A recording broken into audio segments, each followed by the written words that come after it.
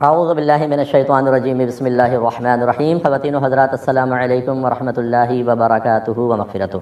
Programme احکام شریعت ہے اور فقہ حنفی سے متعلقہ مسائل کے ساتھ آپ کی خدمت میں حاضر ہیں۔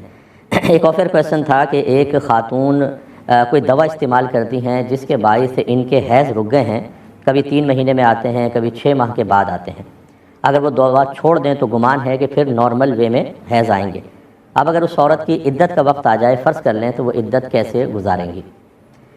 دیکھیں، اگر تو وہ حاملہ ہیں پھر تو حیض کا مسئلہ ہی نہیں ہے۔ جب بچہ پیدا ہوگا، چاہے طلاق یا بیوگی کی عدت ہو، دوسرے دن ہی بچہ پیدا ہو جائے، عدت ختم ہو جائے گی۔ اور اگر حاملہ نہیں ہے تو چونکہ ان کو حیض آتا ہے تو 3 حیض عدت ہوتی ہے۔ یتربصن بانفسہن 3 قروء، یعنی اگر وہ مطلقہ ہیں تو 3 حیض تک اپنے آپ کو روکے رکھیں گی، اور اگر بیوہ ہوئی ہیں تو وہ تو 4 ماہ 10 دن ہوتے ہیں، اس میں پھر حیض کا مسئلہ نہیں ہوگا۔ لیکن اگر یہ باقاعدہ چونکہ انہوں نے حیض کو متعلق کر کے کویشچن کیا ہے تو فرض کریں اگر طلاق یافتہ ہیں تو یہ دوا کو چھوڑ دیں۔ پہلی بات تو یہ تاکہ ریگولر حیض آئیں۔ لیکن یاد رکھیں کہ اگر فرض کریں دوا استعمال کرتے ہوئے یا دوا چھوڑنے کے باوجود بھی اگر حیض کا ٹائم پیریڈ بڑھ جاتا ہے تو جب تک 3 حیض پورے نہیں ہوں گے ان کی عدت چلتی رہے گی۔ مثال کے طور پہ اگر ایک دفعہ آیا حیض پھر 3 مہینے تک نہیں آیا تو ان کی عدت چلتی رہے گی جب تک 3 حیض کمپلیٹ نہیں ہو جاتے۔ تو لہٰذا بیسٹ وے یہی ہوگا کہ جب عدت اسٹارٹ ہونے لگے تو یہ دوا چھوڑ دیں تاکہ نارمل اگر ہو سکتے ہیں تو وہ 3 حیض لگاتار آ جائیں، اس کے بعد عدت تمام ہوگی۔ ایک بھائی نے کویشچن کیا تھا کہ ایک عام صحت مند شخص ہے کہ جو یونیورسٹی یا آفس میں یہ ڈسیبل واش رومز وغیرہ ہوتے ہیں، ڈسیبل لوگوں کے لیے جو ویل چیئر وغیرہ پر ہوتے ہیں، وہ عموماً طور کہتے ہیں یہ خالی رہتے ہیں، کوئی استعمال کر نہیں رہا ہوتا اور صاف ستھرے بھی ہوتے ہیں۔ بعض اوقات دوسری جگہ رش ہوتا ہے تو کیا ہم اس کو یوز کر سکتے ہیں یا نہیں؟ وہاں وضو کرنا بھی آسان ہوتا ہے تو جی بالکل یوز کر سکتے ہیں۔ یہ کوئی ایسا نہیں ہوتا کہ اتنا سخت کوئی اسٹرکٹلی قانون بنا ہو کہ اگر آپ اس کو استعمال کریں گے اور پتہ چل جائے تو کوئی پینلٹی لگ جائے، آپ کو سزا ہو جائے۔ اس طرح کی چیزیں جو مخصوص کی جاتی ہیں لیکن اس میں بہت زیادہ سختی نہیں ہوتی، ان کو آپ یوز کر سکتے ہیں، بشرطے کہ حق تلفی نہ ہو۔ حق تلفی کا مطلب یہ ہے آپ دیکھ رہے ہیں کہ ایک معذور شخص کھڑا ہوا ہے، آپ اس کو روک کے ٹھہر جاؤ، آپ گھس جائیں، یہ غلط ہے۔ پہلا حق اسی کا ہے۔ ہاں اگر کوئی بھی نہیں ہے تو بالکل پھر آپ استعمال کر سکتے ہیں۔ یہ کہتے ہیں کہ ہم کہیں شاپنگ کرنے کے لیے گئے تو جو شاپ کیپر تھی وہ بھی ایک انگریز تھی، اس نے سامان میں سے بعض کے پیسے کاؤنٹ نہیں کیا، یعنی جو ہم نے دیا اس کو سامان کچھ کا کاؤنٹ کیے کچھ کے نہیں کیے، اور اس کے بعد جب ہم گھر پر آئے تو تب ہم نے رسید دیکھی کہ اس کے اندر کچھ چیزوں کے پیسے نہیں لگائے گئے تھے۔ تو اب یہ کہتے ہیں کہ کیا ہم اس کو استعمال کر سکتے ہیں یا واپس جائیں اور اس کی پیمنٹ کریں، پھر ہم ان اشیاء کو استعمال کریں گے؟ دیکھیں مسئلہ یہ، سب سے پہلے تو کمپنی دیکھیں، کیشیئر سے کچھ نہیں ہوتا۔ اگر کمپنی کافر کی ہے تو پھر تو وسیع گنجائش ہوتی ہے کہ آپ اس چیز کو یوز کر سکتے ہیں کہ کافر کا مال ہمارے لیے مباح ہوتا ہے سوائے دھوکے اور جھوٹ کے۔ نہ آپ نے کوئی دھوکہ دیا نہ جھوٹ، ان کی طرف سے کوتاہی ہے، آپ اس کو بہرحال یوز کر سکتے ہیں، کوئی مسئلہ نہیں۔ لیکن اگر وہ کمپنی مسلمانوں کی ہے یا کسی مسلمان کا اس میں شیئر ہے تو پھر آپ اس کو یوز نہیں کر سکتے، چاہے شاپ کیپر کافر ہی کیوں نہ ہو۔ اس کے برعکس اگر کافر کمپنی ہوتی، شاپ کیپر مسلمان ہوتی، تب بھی آپ کے لیے استعمال کرنا جائز تھا کہ شاپ کیپر جو ہے یہ جو بھی کاؤنٹر کے اوپر بیٹھی ہوئی ہے یا بیٹھا ہوا ہے وہ اس کا مالک نہیں ہے، اصل تو مینجمنٹ کا مسئلہ ہوتا ہے۔ تو لہذا کافر کا اگر مال ہے تو مباح ہے، اور اگر مسلمان کا ہے تو پھر آپ کو بالکل واپس کر کے اور پھر جتنا مال کی یعنی قیمت نہیں لگائی وہ مال یوز نہیں کر سکتے، باقی کو تو جس کی قیمت دی ہے اسے آپ استعمال کر سکتے ہیں۔ یہ کہتے ہیں کہ ایک شخص غیر مسلم حکومت سے اس لیے بینیفٹ حاصل نہیں کرتا کہ وہ امداد کے بجائے اپنی ذاتی محنت پر زندہ رہنا چاہتا ہے، اللہ پر توکل رکھنا چاہتا ہے، اور وہ کہتا ہے کہ مجھے یقین ہے کہ اللہ تعالیٰ مجھے اپنے علاوہ کسی کا محتاج نہ ہونے دے گا، چاہے وہ حکومت ہی کیوں نہ ہو۔ تو اس طرح کی سوچ کے ساتھ کافر گورنمنٹ سے بینیفٹ نہ لینا کیسا ہے؟ دیکھیں میں اس کو بہرحال مناسب نہیں کہوں گا، سوچ اچھی ہے، اس کا انکار نہیں ہے، لیکن جو آپ کافر گورنمنٹ سے بینیفٹ لے رہے ہوتے ہیں وہ کافر سے نہیں لے رہے، وہ تو پورے جتنے بھی وہاں کے مطلب جن کو نیشنلٹی ملی ہوئی ہے، جو ان سے ٹیکسز لیے جاتے ہیں، ان میں لاکھوں مسلمان بھی ہوتے ہیں، کافر بھی ہوتے ہیں۔ ہو سکتا ہے جو پیسہ آپ یوز کر رہے ہو مسلمان کا ہی اور نہ بھی ہو۔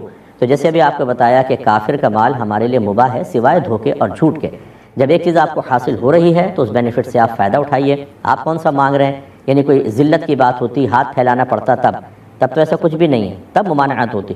تو لہٰذا ایک دفعہ ایک صحابی نے نبی کریم صلی اللہ علیہ وسلم سے پوچھا کہ یا رسول اللہ، میں اپنے اونٹ کو باندھ کر پھر نماز پڑھوں اور اللہ پہ توکل کروں، یا اونٹ کو کھلا چھوڑ دوں اور پھر جا کے نماز پڑھوں اور اللہ پر توکل کروں؟ رحمت کونین صلی اللہ علیہ وسلم نے فرمایا کہ پہلے اونٹ کو باندھو پھر اللہ پر توکل کرو۔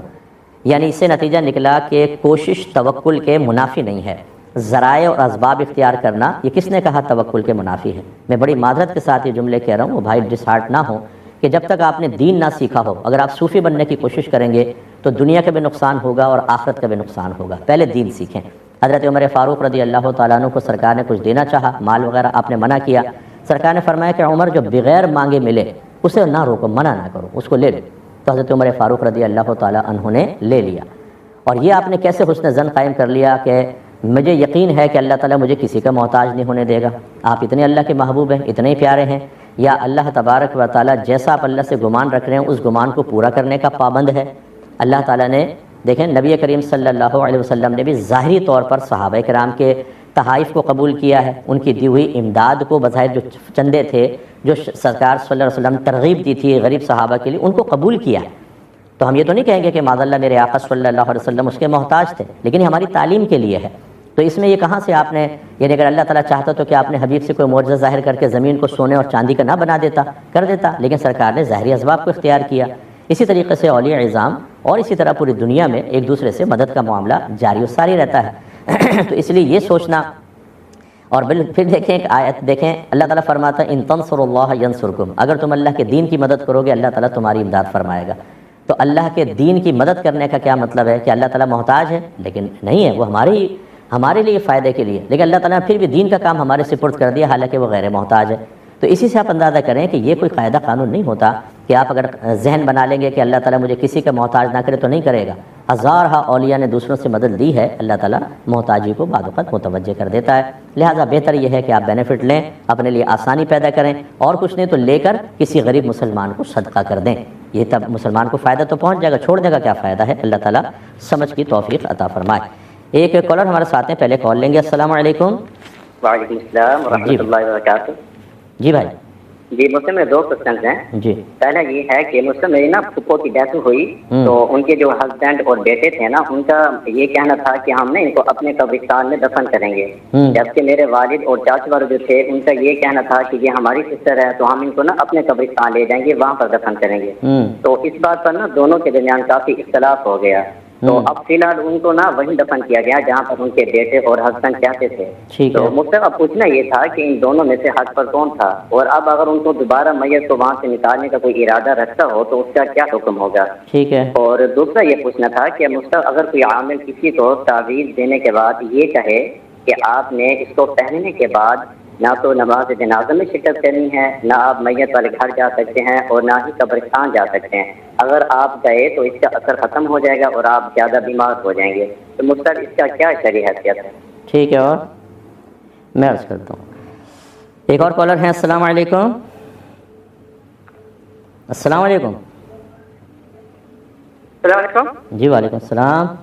میرا سوال ہے کہ نا میں 4 12 پارے آخر سے اور شروع پہ 4 پارے کہ مجھے فضیلت ملے گی جو حافظ قرآن کو ملے گی؟ بھائی سمجھ میں نہیں آ رہا، ٹھہر جائیں ذرا آہستہ آہستہ بولیے، دوبارہ بولیے۔ میں بول رہا ہوں کہ میں نے 4 پارے شروع کے کیے تھے اور آخر کے 12 پارے کیے تھے، ورنہ مجھے والدین نے یہ کہا تھا کہ تم بخش آئے گا، تو میں مجبوری ہو گئی، میں شادی ہو گئی، میں چھوڑ دیا، لیکن پارے یاد کرتا رہتا ہوں، تو وہ مجھے فضیلت ملے گی یا نہیں؟ میں یہ پوچھ رہا تھا۔ چلیں بیٹا ذرا تھوڑا آہستہ آہستہ بولتے ہیں، ٹھیک ہے، سمجھ میں آنا چاہیے، لیکن بتاتا ہوں جو مجھے سمجھ میں آیا۔ انہوں نے کہا کہ جی پھپھو فوت ہوئیں تو شوہر اور بیٹا کہہ رہا تھا ہم اپنے قریبی قبرستان میں دفن کریں گے، اور بچہ کہتا ہے میرے والد صاحب جو ہماری پھپھو ہیں چونکہ بہن تھی ان کی، انہوں نے کہا میں اپنے قبرستان میں دفن کروں گا، اسی پہ جھگڑا شروع ہو گیا اور جیت والد صاحب کی ہو گئی، اپنے قبرستان میں دفن کر دیا، کیا حکم ہوگا؟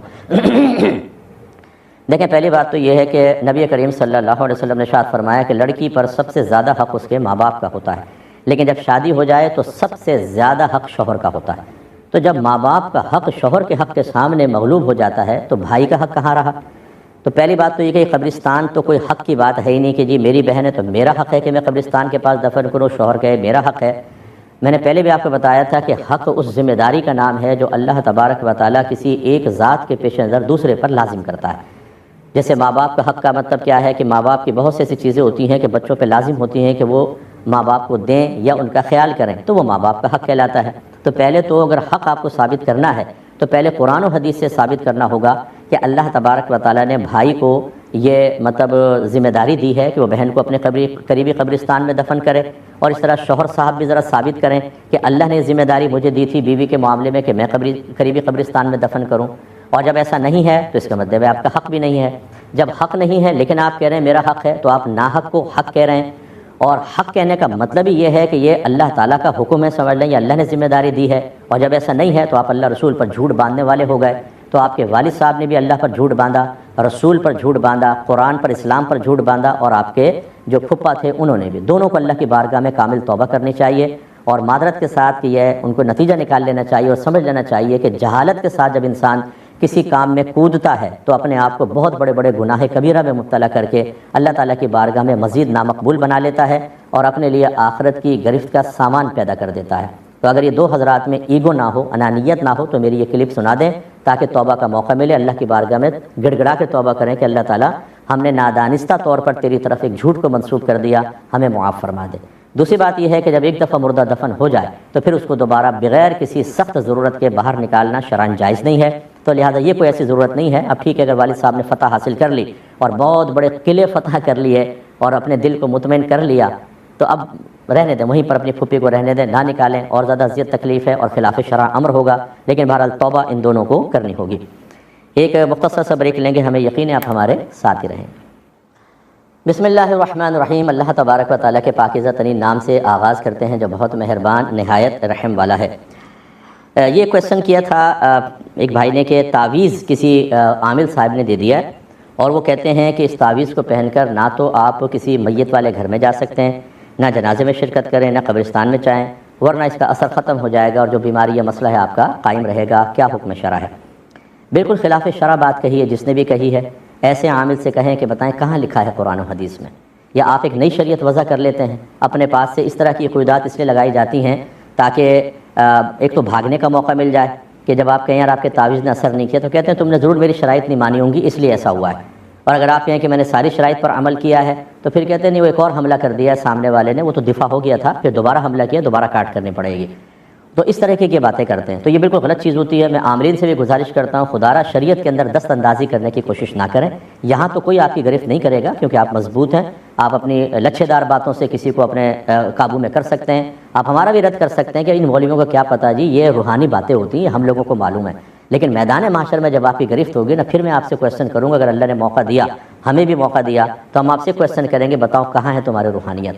یہ شریعت کے اندر ایک نئی شریعت کو وضع کرنا ہے۔ نبی کریم نے جنازے میں شرکت کو ایک مسلمان بھائی کا حق قرار دیا ہے، اور آپ اس حق کو تلف کر رہے ہیں اس وجہ سے کہ آپ نے ایک بے سرپا بات کر کے کہہ دیا کہ جی ہمارا تعویذ استعمال کر کے جنازے میں شرکت کرو گے تو اثر ختم ہو جائے گا، یعنی مسلمان کا حق باطل کر دے وہ، یا آپ نے گناہ کی ترغیب دی ہے۔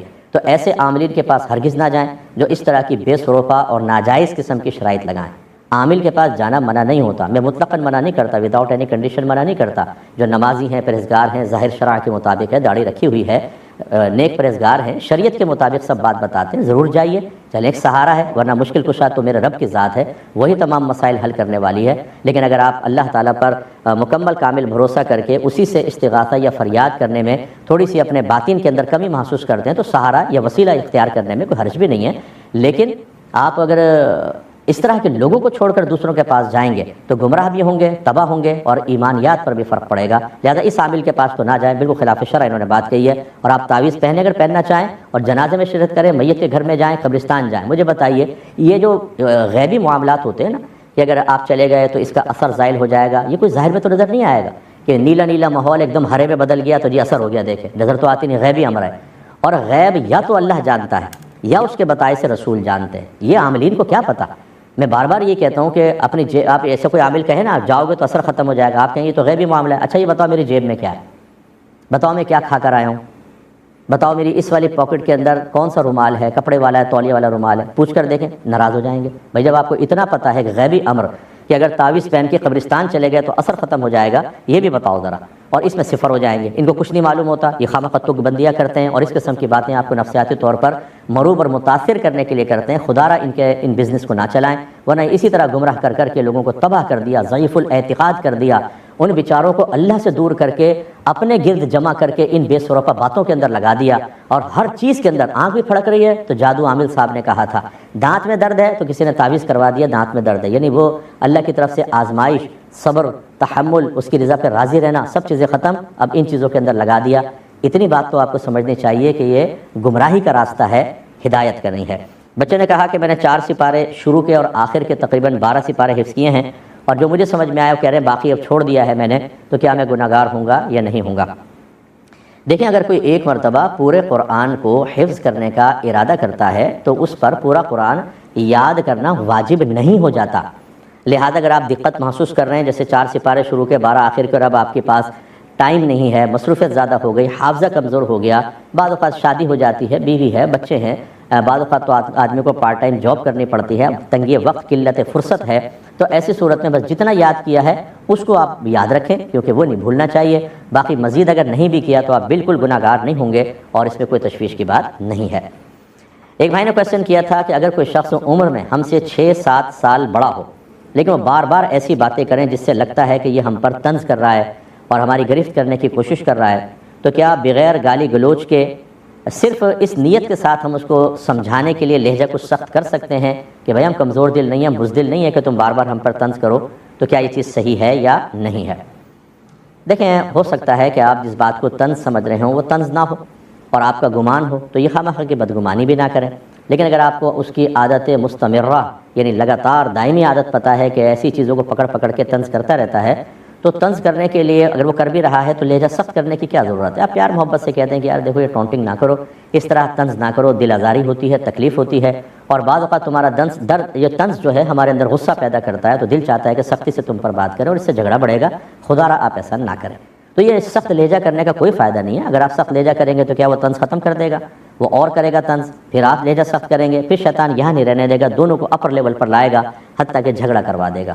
بہتر یہ ہے کہ اگر آپ سمجھتے ہیں کہ ایسا شخص بار بار طنز کر کے آپ کی دل آزاریاں کر رہا ہے اور اس کے ساتھ رہنا کوئی آپ کے لیے اتنا ضروری نہیں ہے، تو علیحدہ ہو جائیں، بغیر ناراضگی کے ملنا ولنا چھوڑ دیں، تاکہ آپ نہ سنیں گے نہ غصہ آئے گا۔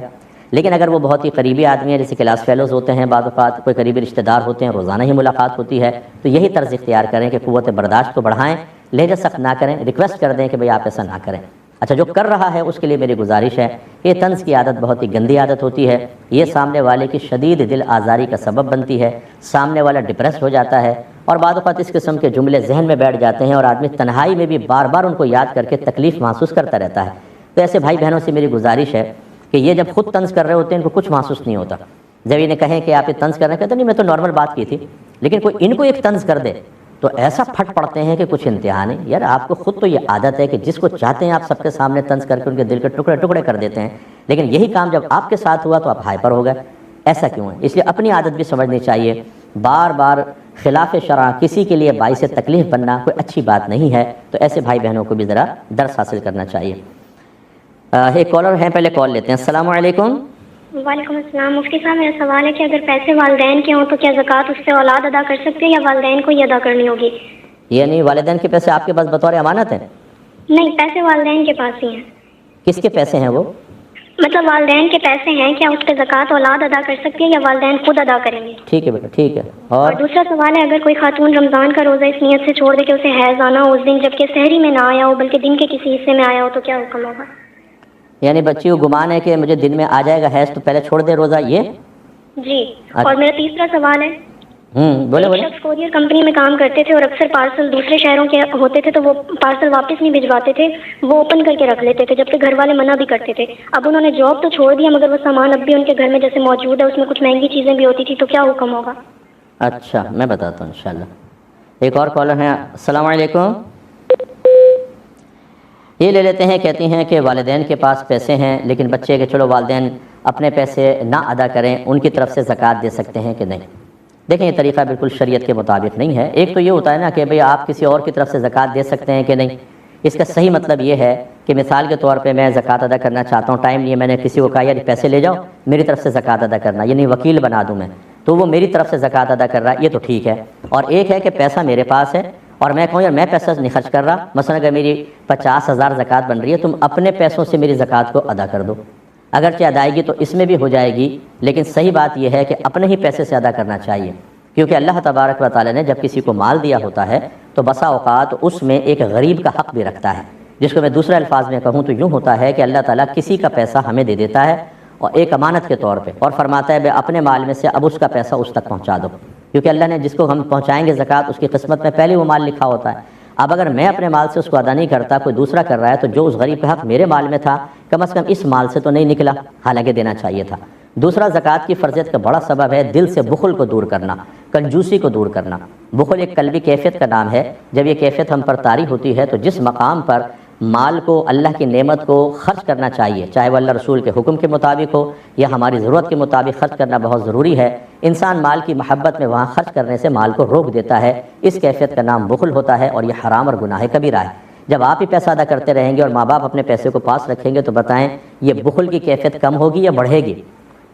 اور تیسری چیز ہوتی ہے کہ امتحان، کہ مال سے فطری طور پہ اللہ تعالیٰ نے ہر ایک کو محبت دی ہے، مجھے بھی ہوگی، آپ کو بھی ہوگی، اور ایک طرف ہے اللہ اور رسول کی محبت، دین کی محبت۔ اب یہ امتحان ہوتا ہے کہ ہم چاہتے ہیں مال ہمارے پاس رہے، اور اللہ رسول کی محبت کا تقاضا یہ ہے کہ ان کا حکم مانتے ہوئے اس مال کو جدا کر کے کچھ حصے کو کسی اور تک پہنچائیں۔ اب اس امتحان میں تو آپ نے مبتلا ہی نہیں ہونے دیا، مال اپنے پاس رکھیں، آپ ادا کر رہے ہیں، تو ان کا امتحان کیسے ہوا؟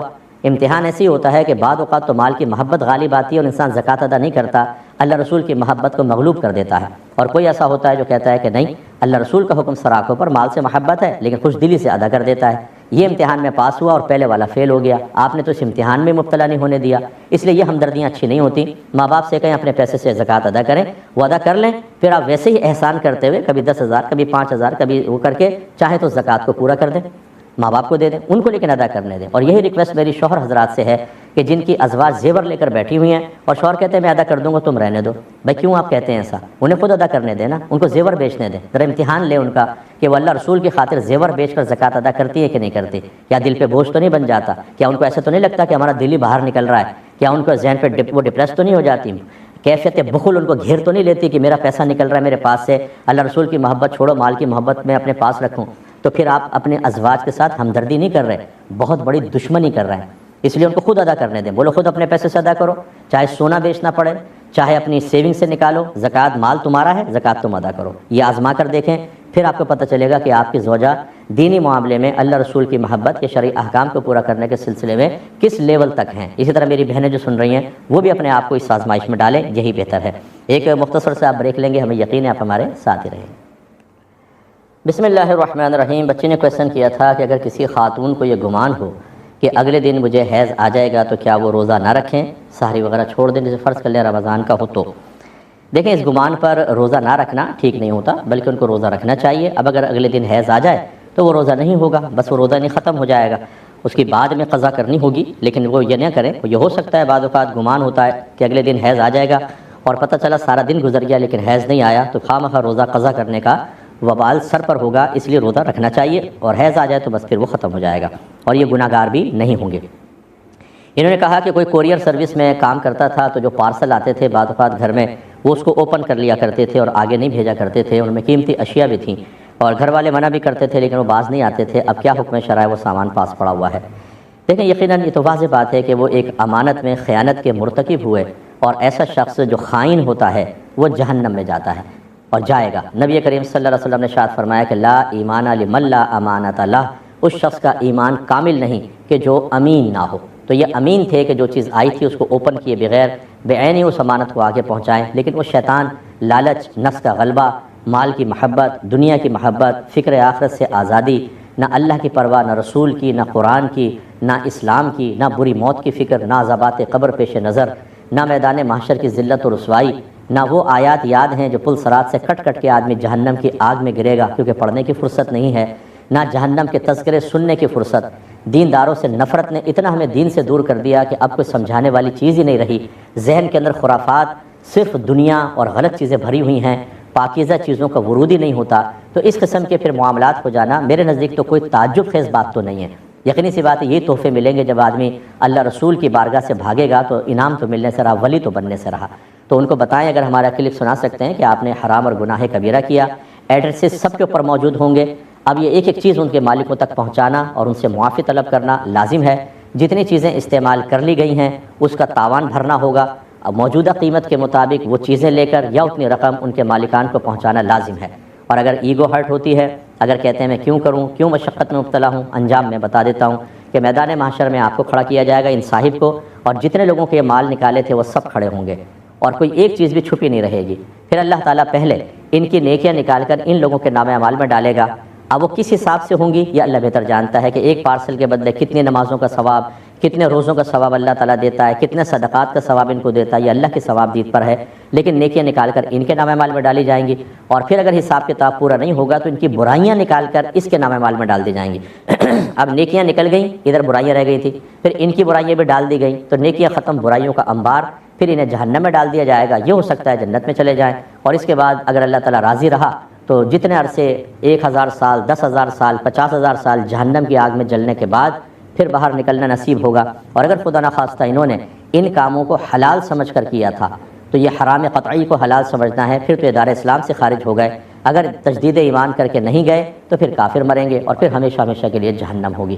اس لیے خدا را جو اس قسم کا کام کر رہے ہیں اگر وہ ہمارا کلپ سنیں تو تھوڑے سے مال کے لیے اپنے ایمان کو ضائع نہ کریں۔ تھوڑے سے مال ہم محاورتاً کہتے ہیں، یہ نہیں ہے کہ کروڑ 2 کروڑ کے لیے کر لینا، 150 کے لیے نہ کرنا، نہیں، مال کے لیے نہ کریں، چاہے کم ہو چاہے زیادہ، یہ دنیا یہیں ختم ہو جائے گی۔ انہوں نے جتنے پارسل کھول لیے، کون سا وزیر اعظم بن گئے ملک کے، یہ دنیا کے سب سے امیر ترین آدمی بن گئے، گناہ بھی کیا اور وہیں کھڑے ہوئے ہیں جہاں سے چلے تھے، بے برکتی اور اللہ تبارک و تعالیٰ کی طرف سے لعنتوں کا نزول بھی قبول کیا اور نتیجہ کچھ بھی نہیں رہا۔ مجھے امید ہے کہ الفاظ سخت ضرور ہیں لیکن ہدایت اگر قبول کرنی جائے تو یہ ایسے ہی ہیں جیسے ٹیکہ لگتا ہے، تھوڑی تکلیف ہوتی ہے لیکن اس کے بعد پھر علاج ہوتا ہے، راحت ہوتی ہے، آپریشن ہوتا ہے، سینہ بھی کٹتا ہے، تکلیف بھی ہوتی ہے، ٹانکے بھی لگتے ہیں، لیکن انسان موت کے منہ سے بچ جاتا ہے۔ اسی طریقے سے جب علماء سمجھائیں، جب قرآن کے آپ سخت الفاظ سنیں، نبی کریم رحمۃ للعالمین ہونے کے باوجود گناہ گار کو سخت وعیدیں بیان کریں تو اس وقت ہوشیار ہو جانا چاہیے، اس کی برکات کو قبول کر کے اپنے آپ کو گناہ سے بچانا لازم سمجھنا چاہیے۔ ایک بھائی کہتے ہیں کہ ہماری ساس کی عمر تقریباً 80 سال ہے، ابھی وہ بیوہ ہو گئی ہیں، تو کیا اگر ان کو عدت کے دوران ڈاکٹر کے پاس یا ہاسپٹل لے جانا ہو کیونکہ وہ بیمار ہیں تو کیا لے جا سکتے ہیں کہ نہیں؟ اور دوسرا، بعض اوقات اسی صحت کے لیے انہیں ڈاکٹر نے کہا ہے کہ باہر آپ تھوڑا سا ان کو ویل چیئر کے اوپر راؤنڈ لگوا دیں گھر کے اطراف میں، تو کیا ان کو باہر لے جا سکتے ہیں یا نہیں؟ دیکھیں، سخت شرعی ضرورت میں تو بالکل بیوہ ہو یا مطلقہ ہو دوران عدت باہر جا سکتی ہیں، اور جب ضرورت پوری ہو جائے تو فوراً گھر واپس آ جائیں۔ باہر نکلنے سے عدت ختم نہیں ہوگی، یہ مدت تمام ہونے سے ہی ہوگی، یعنی جب آپ کی ساس کی عدت 4 ماہ 10 دن پوری ہوگی تبھی وہ عدت ختم ہوگی۔ اگر یہ ضرورت کے تحت باہر نکل بھی گئے تو عدت جاری رہے گی۔ یہ میں اس لیے بتا رہا ہوں، بعض لوگ کہتے ہیں جی ہم نے گھر سے باہر بچی کو قدم نکلوا دیا، عدت ختم ہو گئی۔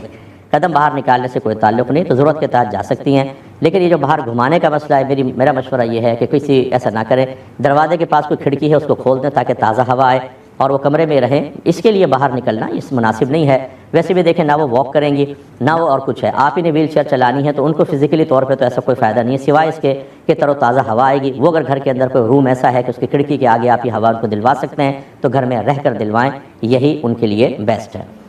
ایک بہن نے پوچھا تھا کہ ہم نے حج قران کی نیت کی لیکن طواف قدوم نہیں کیا، تو کیا ہم پر کوئی دم وغیرہ لازم ہوگا، اور ایسی طواف زیارہ کر لیا تو ہو گیا یا نہیں؟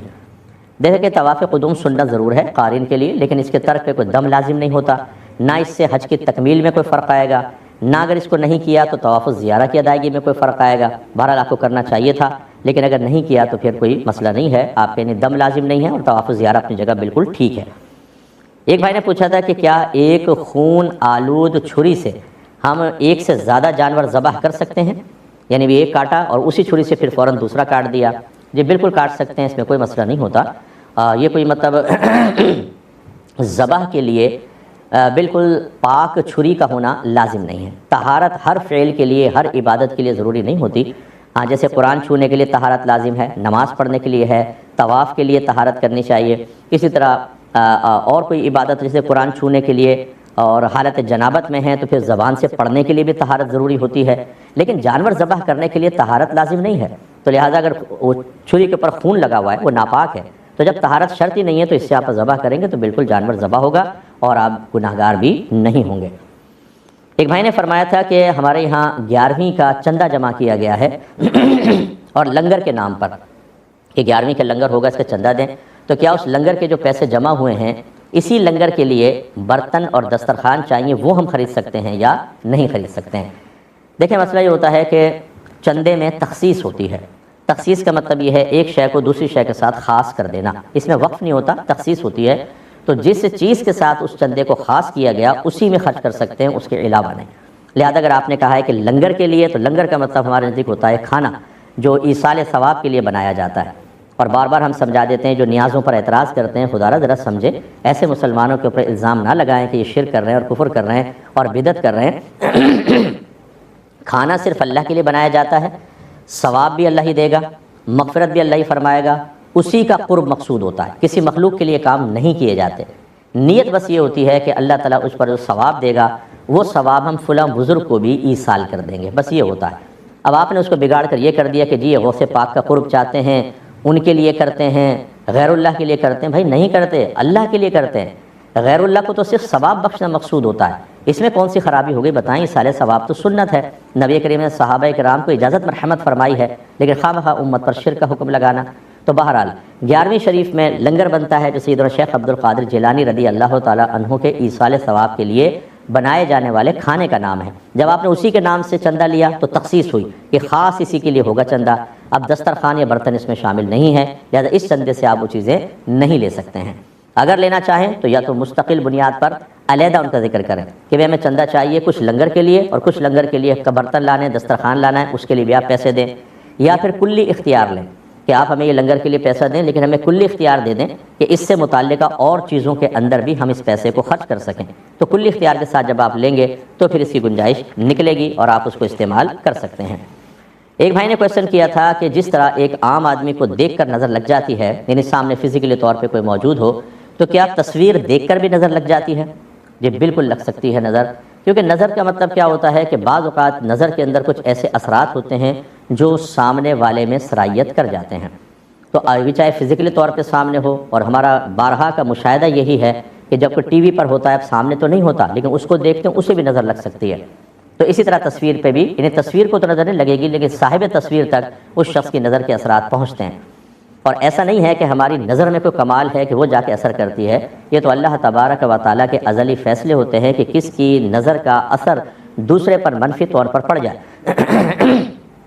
تو یہ سوچنا کہ یہ سامنے تو تصویر ہے تو ہماری نظر اس پہ کام کیسے کرے گی، آپ کی نظر تو کام ہی نہیں کر رہی، یہ تو اللہ تبارک و تعالیٰ کا ازلی فیصلہ اور ارادہ ہوتا ہے کہ کس کی نظر کو کس کے لیے مضر ثابت فرما دے، وہ چاہے سامنے تصویر ہو، چاہے ویڈیو ہو، چاہے لائیو پروگرام چل رہا ہو، چاہے کوئی فزیکلی طور پہ موجود ہو، اللہ تعالیٰ اس اثر کو پہنچانا چاہے تو پہنچا دیتا ہے، لہٰذا پہنچ سکتا ہے۔ ایک بھائی نے کہا تھا کہ آپ نے یہ فرمایا تھا کہ اگر کوئی علانیہ طور پہ کفر کرتا ہے، یعنی سب کے سامنے، تو اس کو علانیہ ہی توبہ کرنی ہوگی، اور ان لوگوں کے سامنے جن کے سامنے اس نے کفر کہا تھا، تو اگر اب وہ یہ کرنا چاہتا ہے اور وہاں فرض کر لیں کوئی کافر بھی موجود ہے، تو کیا اب وہ اعلانیہ اپنے کفر کی توبہ اس کے سامنے بھی کرے گا یا نہیں کرے گا؟ دیکھیں مسئلہ یہ ہے، اس بات کو سمجھیں، یہ ہم نے نہیں کہا، اچھی طرح سمجھیں۔ نبی کریم صلی اللہ علیہ وسلم نے حضرت معاذ بن جبل رضی اللہ تعالیٰ عنہ کو تلقین فرمائی کہ اے معاذ، اگر تم سے تنہائی میں کوئی خطا ہو جائے تو تنہائی میں توبہ کرو، اور اگر علانیہ ہو جائے تو علانیہ طور پر کرو۔ اس کا مطلب یہ نہیں ہوتا کہ جن کے سامنے آپ نے علانیہ طور پہ گناہ کیا ہے بعین ہی ان کے سامنے توبہ کرنی ہوگی، یہ تو بہت ہی مشکل ہے۔ اگر ایک جمعے میں کوئی غلطی ہو جاتی ہے، فرض کر لیں ہر جمعے پبلک بدلتی رہتی ہے، کچھ آدمی ایسے ہوتے ہیں جو مہمان ہوتے ہیں، جمعہ پڑا دوسرے شہر میں چلے گئے، تو اب سب کو کہاں سے جمع کریں گے بھائی؟